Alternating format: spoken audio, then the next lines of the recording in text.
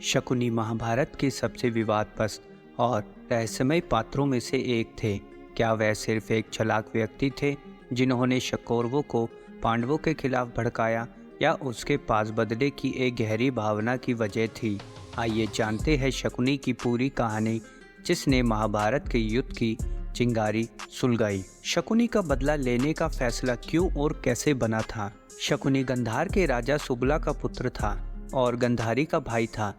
जब भीष्म पितामह धृतराष्ट्र के लिए उपयुक्त दुल्हन की तलाश कर रहे थे, उन्होंने गंधारी के साथ धृतराष्ट्र का विवाह तय करने का सोचा। हालांकि गंधारी के पिता राजा सुबला इस रिश्ते को खुश नहीं थे, क्योंकि धृतराष्ट्र जन्म से अंधे थे। लेकिन भीष्म पितामह और कुरुवंश के दबाव के कारण राजा सुबला को इस विवाह के लिए मजबूरी से सहमति देनी पड़ी। विवाह के बाद जब धृतराष्ट्र और गंधारी के बीच रिश्ता बना, तो गंधारी की शादी से जुड़ी एक चौंकाने वाली सच्चाई सामने आई। यह पता चला कि गंधारी मंगलिक है, जिसका अर्थ था ज्योतिषी मान्यताओं के अनुसार उसका पति संकटों और कठिनाइयों का सामना करेगा।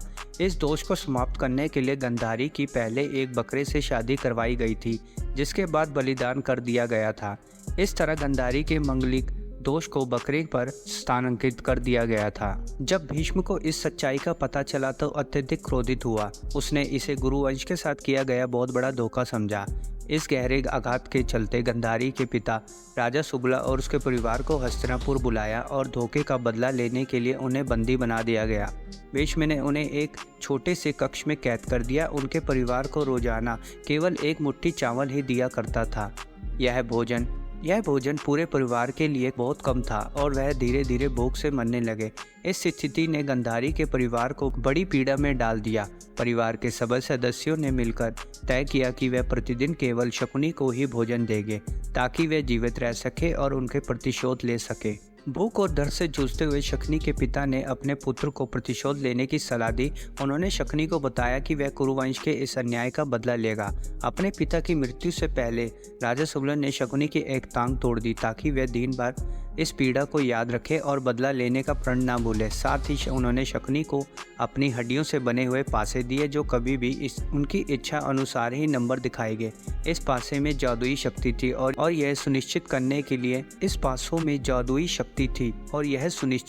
के लिए थे कि शकुनी अपना बदला ले सके। क्या शकुनी ने ही दुर्योधन को पांडवों के खिलाफ उकसाया था? शकुनी गंधारी का भाई और दुर्योधन का मामा शुरू से ही दुर्योधन के बहुत करीब था।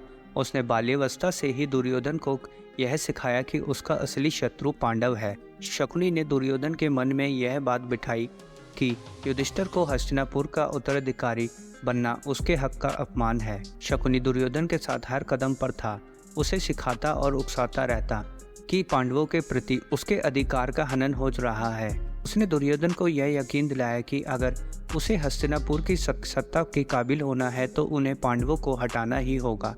इस तरह दुर्योधन के हर बड़े फैसले के पीछे शकुनी की चाल और उसकी बुद्धि काम करती थी। महाभारत युद्ध में शकुनी की असली भूमिका क्या थी? महाभारत युद्ध की नींव शकुनी ने बहुत पहले ही रख दी थी, जब उसने दुर्योधन के साथ मिलकर पांडवों के खिलाफ जुए का षड्यंत्र रचा। शकुनी ने उन्हें अपने जादुई पासों के माध्यम से पांडवों को हराकर उनके राज्य, संपत्ति और प्रतिष्ठा को छीन लिया था। इसके बाद द्रौपदी का अपमान हुआ, जिसने युद्ध का बीज बो दिया था। शकुनी जानता था कि पांडव इस अपमान को कभी नहीं भूलेंगे और यह उनके और कौरवों के बीच एक स्थायी दरार बना देगा। महाभारत युद्ध के आरंभ से पहले और उसके दौरान शकुनी ने लगातार दुर्योधन को उकसाया। उसने दुर्योधन को यकीन दिलाया कि पांडवों से शांति की कोई उम्मीद नहीं है और उन्हें समाप्त करने के लिए युद्ध ही एकमात्र रास्ता है। जब भगवान कृष्ण ने शांति का प्रस्ताव देकर हस्तिनापुर का दौरा किया, तब भी शकुनी ने दुर्योधन को युद्ध के लिए उकसाया और शांति प्रस्ताव को ठुकरा दिया। शकुनी का अंत कैसे हुआ और उसने अपने परिवार की सच्चाई कब स्वीकार की? युद्ध के आखिरी दिन कौरवों की लगभग पूरी सेना नष्ट हो चुकी थी।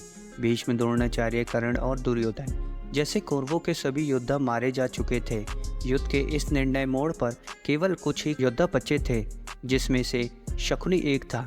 पांडवों ने पहले ही यह प्रतिज्ञा कर रखी थी कि वे शकुनी से बदला लेंगे, क्योंकि वह पांडवों के राज्य और सम्मान के विनाश का मुख्य दोषी था।